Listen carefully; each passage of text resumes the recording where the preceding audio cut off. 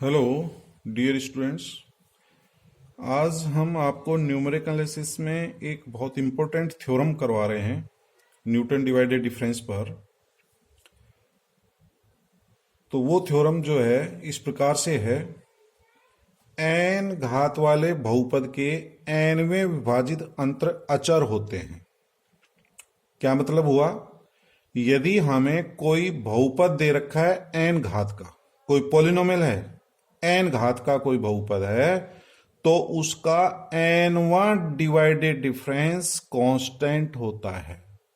देखिए dear student, एक आपने पहले fundamental theorem of difference calculus अंतरकलन की मूलभूत प्रमेय पढ़ी थी, ठीक है? वो अंतरकलन की डिफरेंस पर थी वो, और ये थ्योरम है डिवाइडेड डिफरेंस पर, विभाजित अंतर पर। आपने फॉरवर्ड डिफरेंस की जो है एक फंडामेंटल थ्योरम कराई थी, ठीक उसी प्रकार की ये थ्योरम है। यदि एफ एक्स एन घात का कोई बहुपद है तो उसका एनवा विभाजित अंतर अचर होगा, ये अपन को सिद्ध करना है। nth divided difference of a polynomial of the nth degree are constant। ठीक है? यदि n घात के बहुपद हैं तो उसके n विभाजित अंतर क्या होंगे? अचर होंगे। तो इसका प्रूफ देखते हैं। माना n घात का कोई बहुपद निम्न है, हमने n घात का कोई बहुपद ले लिया और वो है f x equals to x raise to the power n. बहुत सिंपल पोलिनोमियल ले लिया। आप देख रहे हैं इसकी डिग्री कितनी है? एन। तो ये एन घात का बहुपद है। तो अब हम क्या करेंगे? इसका फर्स्ट डिवाइडेड डिफरेंस निकालेंगे, इसके बाद उसका सेकंड डिवाइडेड डिफरेंस निकालेंगे और ये देखेंगे कितने घात के बहुपद प्राप्त होते हैं।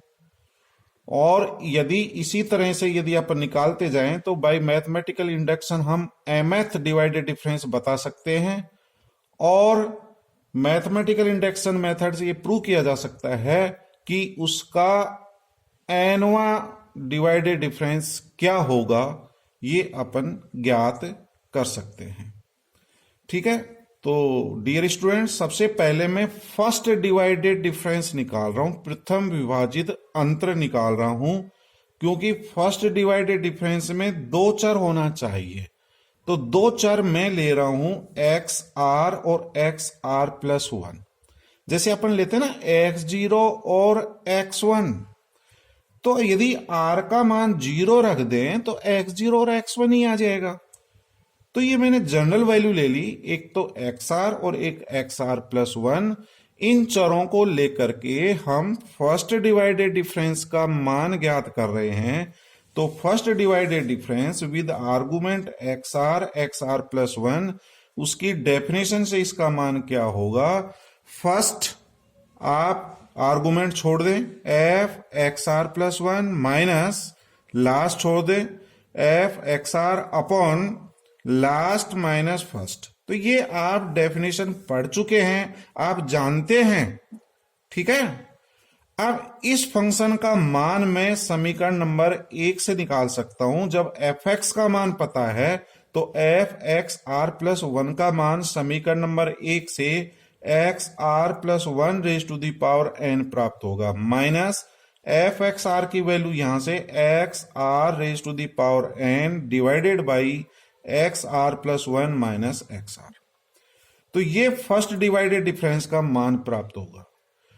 तो डियर स्टूडेंट, अब आपको क्या करना है? ये जो मान है न्यूमरेटर में, अंश में जो मान है, इसको डिनोमिनेटर से डिवाइड करेंगे, हर का भाग देंगे, तो हमें क्या प्राप्त होगा वो मान जो है अपन ज्ञात कर सकते हैं, निकाल सकते हैं। तो देखिए डियर स्टूडेंट, आप ये मान बता सकते हैं कि a raise to the power n minus b raise to the power n upon a minus b का मान क्या प्राप्त होगा यदि इसमें इसका भाग दें। तो इसका मान ये प्राप्त होता है, पहला मान तो क्या होगा? a raise to the power n को a से डिवाइड करेंगे तो a raise to the power n minus one आ जाएगा, तो फर्स्ट वैल्यू। तो इसको इससे डिवाइड करें तो a raise to the power n minus one आएगा।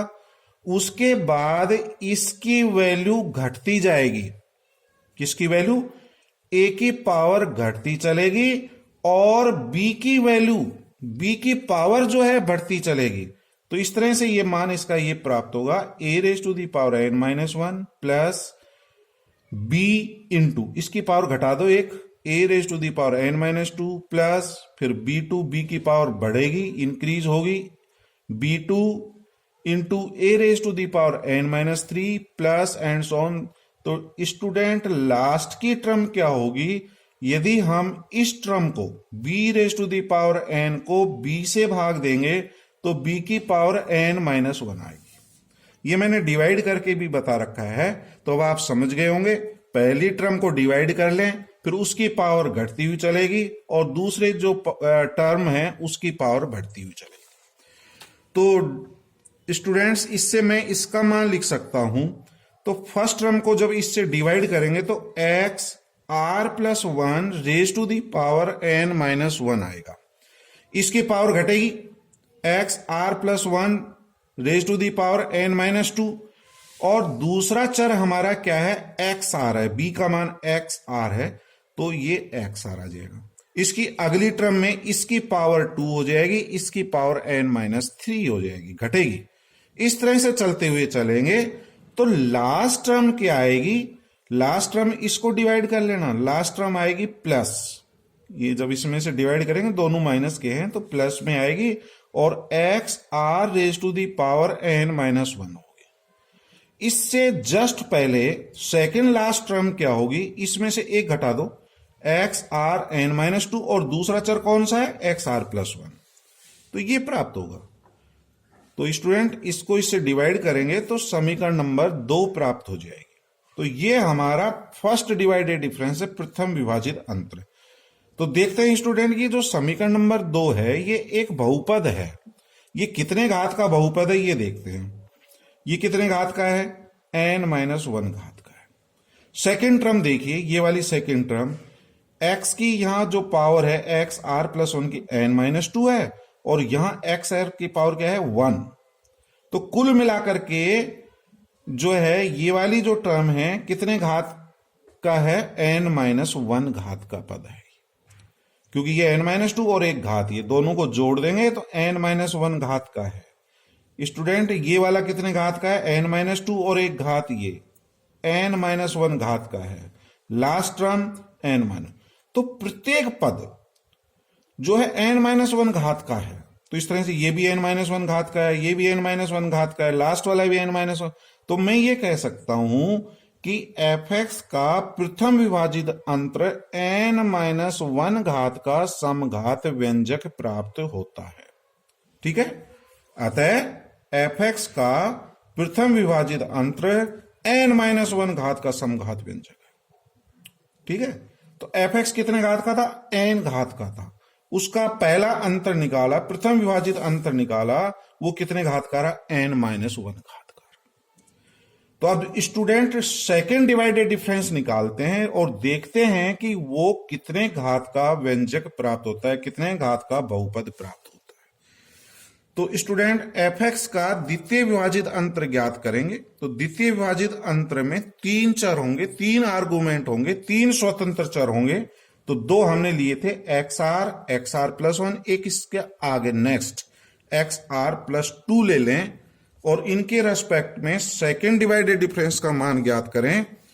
तो second divided difference with respect to variable x r plus one, x r plus two. तो सबसे पहले हम डिवाइडेड डिफरेंस की डेफिनेशन का यूज करेंगे। पहला चर छोड़ देंगे फर्स्ट, तो आपका ये आ गया f x r plus one, x r plus two, minus last छोड़ देंगे तो हमारा ये प्राप्त हो जाएगा, divided by last minus first, x r plus two minus x r. तो ये डेफिनेशन से लिखा गया है इसका मान।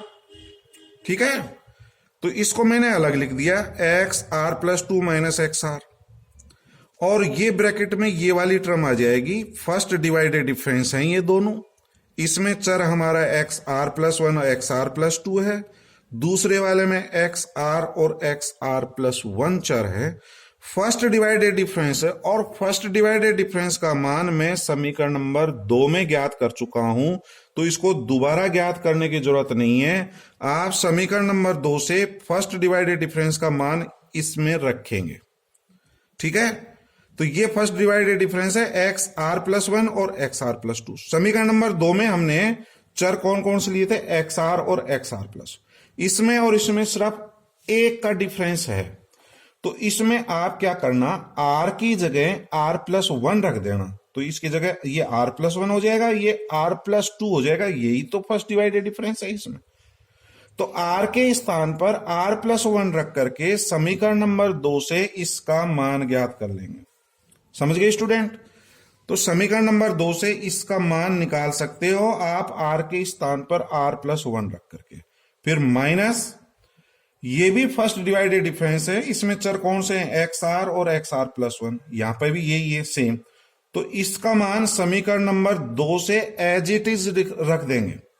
इसका मान समीकरण नंबर 2 से एज इट इज आएगा और इसका मान आर की जगह आर प्लस 1 रखेंगे, ये r plus 2 raise to the power n minus 2। तो देखते हैं इसका क्या आएगा।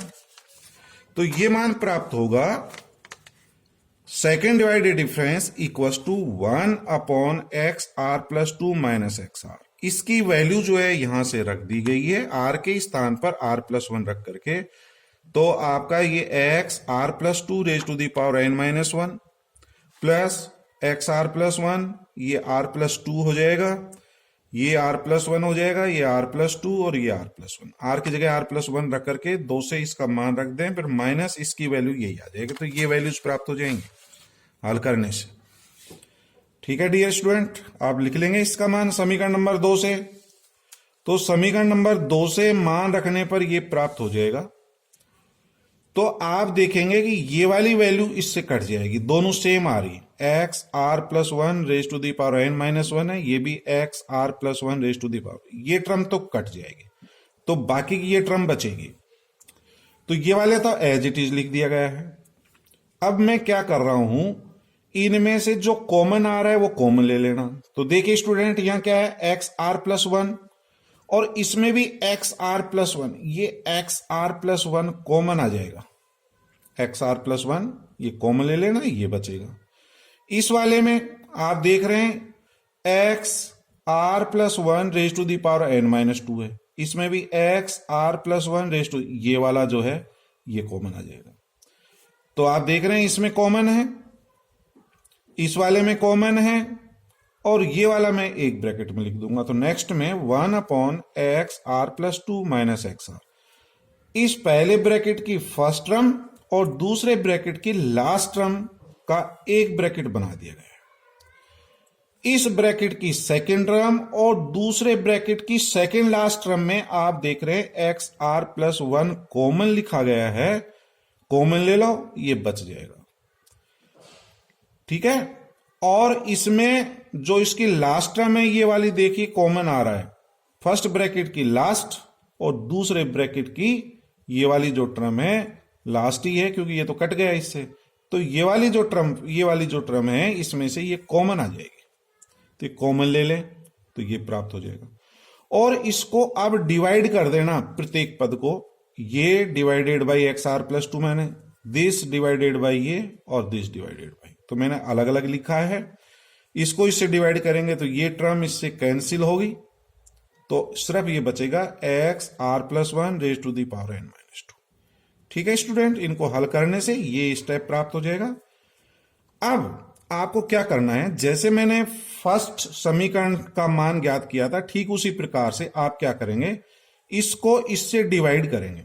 ये वाला पद जो है, न्यूमरेटर जो है, डिनोमिनेटर से डिवाइड करना, अंश में हर का भाग देंगे तो क्या प्राप्त होगा, ये वाली टर्म इससे डिवाइड करेंगे तो n माइनस 2 घात आ जाएगी, x r plus 2 raise to the power n minus 2, और इसमें इससे भाग देंगे तो x r raise to the power n minus 2 आ जाएगा। बीच की टर्म मैंने लिखी नहीं है, लिखना है तो आप लिख सकते हो, इसकी पावर घटती चलेगी।